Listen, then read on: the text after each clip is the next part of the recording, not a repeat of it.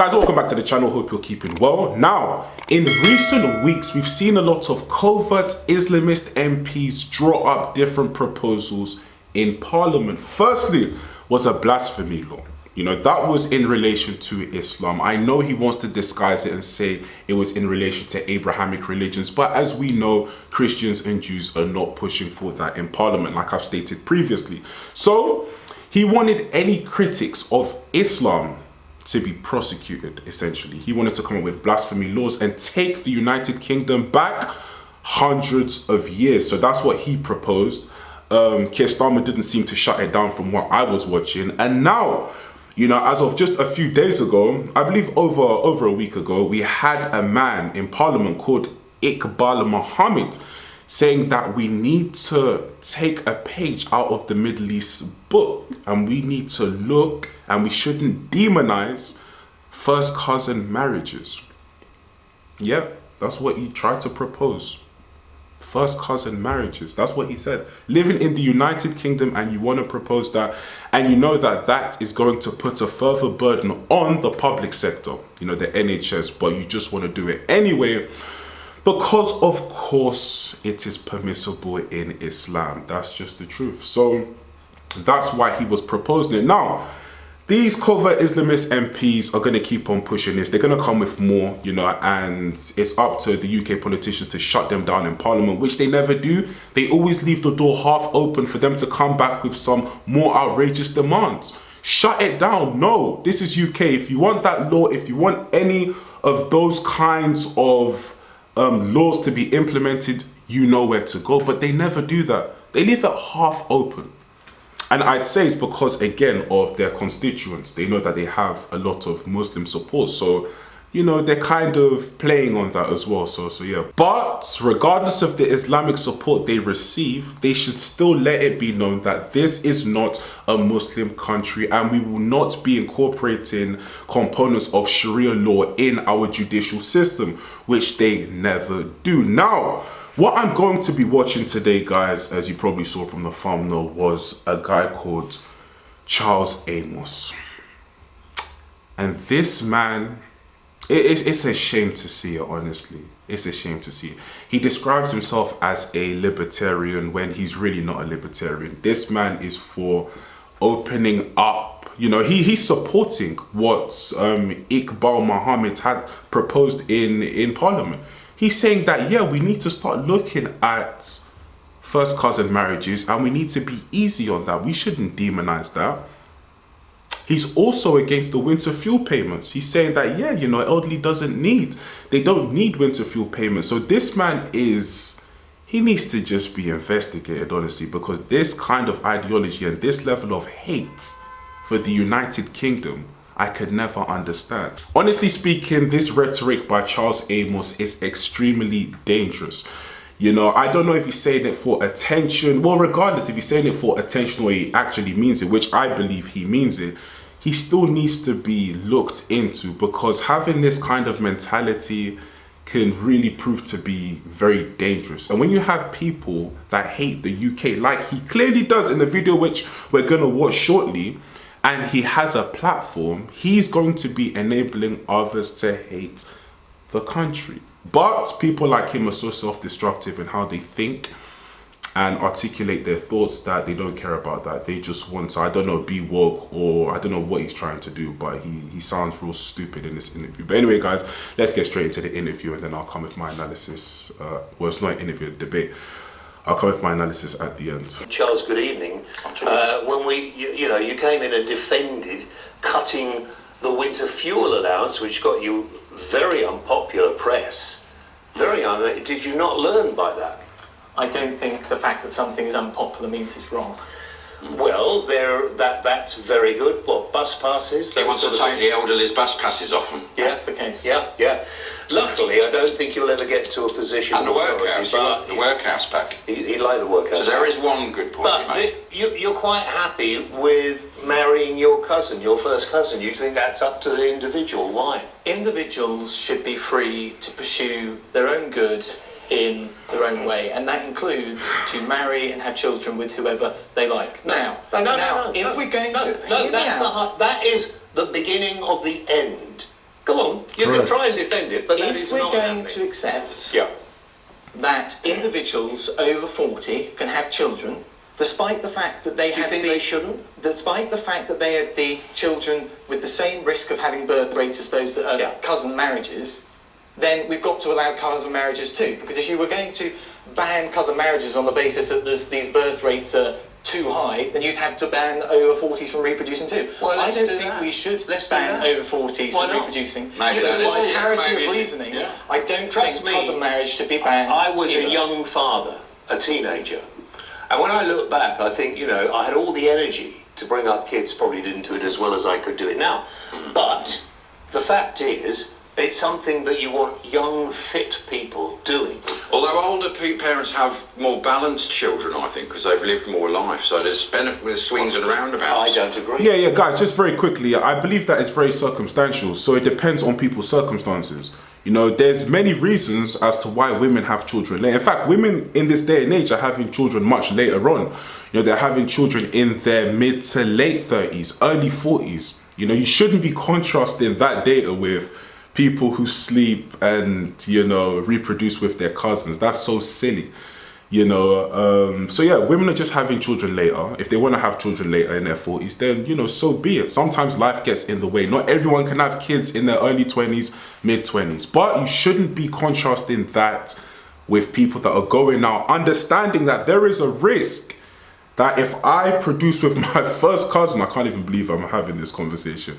If I reproduce with my first cousin, there is a higher probability that the baby would have defects. So yeah, you shouldn't be contrasting that kind of data. So, but anyway, let's carry on.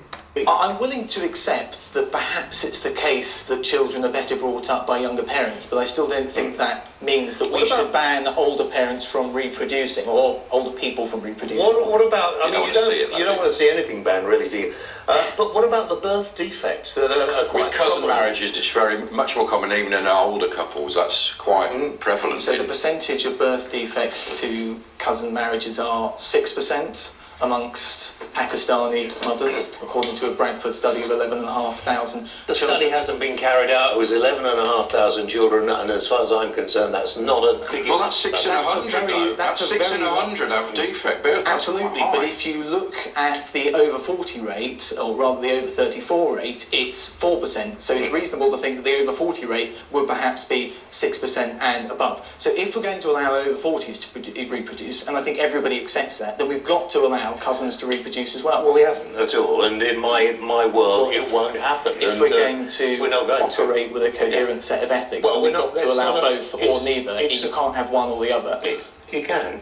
You're not going to do it. It's probably gonna more be- than 6%. And actually, there is a mean, problem that at the sounds right. moment that younger people are not having enough children because society's in a bad state, and we need to encourage younger people to actually be able to have children. Otherwise, we're going to be, well, there'll be none of us left. Someone But else no, will we don't take it really need over. kids. We've got robots now that they're good enough. Yeah, but One they of the don't pay ways tax. to deal with the declining fertility rate, and it's supposed to be something like 1.4 by 2100, is to build more houses, to lower housing prices from 8 times average income today back to the historical average of 4 times average income. I'd fully support liberalising the housing market to deal with that problem that you speak That's of. because of the banks, isn't it? And But the you rich won't, getting richer. you won't, Quantitative easing you won't does do not that help. because back in the day, governments encouraged people, rather than spending their money to buy the most expensive house they could, as part of supporting them in old age. And if the house prices take a crash, there'll be a lot of people who want a lot more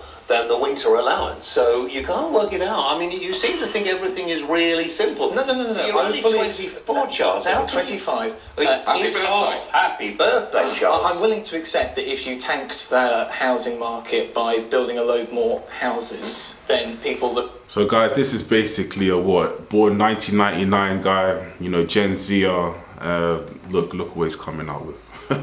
Look what he's coming out with. It's crazy that in 2024 we get these kind of conversations. And a lot of Gen Zers, unfortunately, I don't know what's going on with Gen Z. They're just being taught to hate their country and just go so far on the left. I just can't understand this. He's trying to compare. Sorry guys, but I'm gonna play it in a minute, but I just want to get this right. He's trying to compare people actually trying to have kids later on in life you know, to people understanding that there is an increased risk of birth defects with the kid. And he's trying to say, yeah, you know, if that's the, you know, how do you even come up, how does his mind even operate? You know, if people want to have kids in their 40s, they're allowed to, they want to reproduce, they want to leave a legacy. That's different from two people knowing that there's going to be a high chance of birth defects and still, with that data, going out and having kids anyway. That rely on the house's income would be worse off. And I would say that's unfortunate for them, but so be it, basically.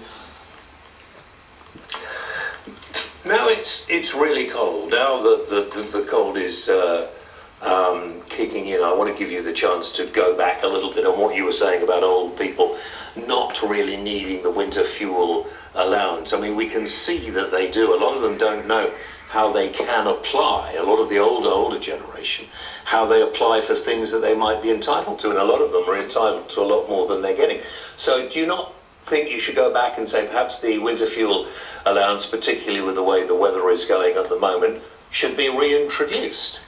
Not at all. If you look at the bottom quintile of pensioners, you'll find they spend 17% of their income on restaurants and hotels, recreation and culture, smoking, and £2,100. All they would have to do to make up the reduction in the winter fuel allowance, or its elimination rather, is to cut their leisure expenditure by 10%.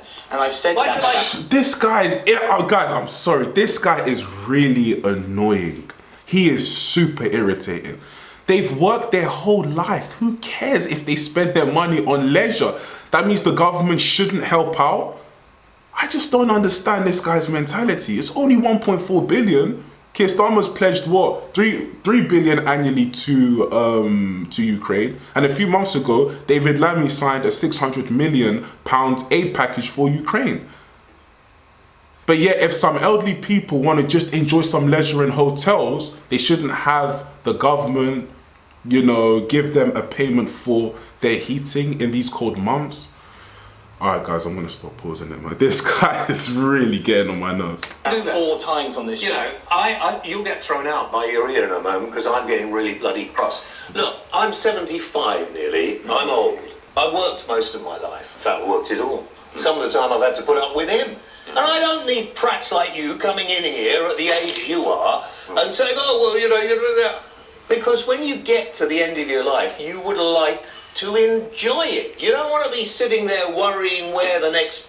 Yeah, people on 11 grand, they don't get it. I mean, he might be all right, but there's some pensioners on 11 grand who've been told they can't have it. Those pensioners that are on 11 grand typically then receive housing benefit, which majorly tops up their gross income. They don't have much to spend. They don't have much of a life, trust me. I've met 17% of their spending is on leisure.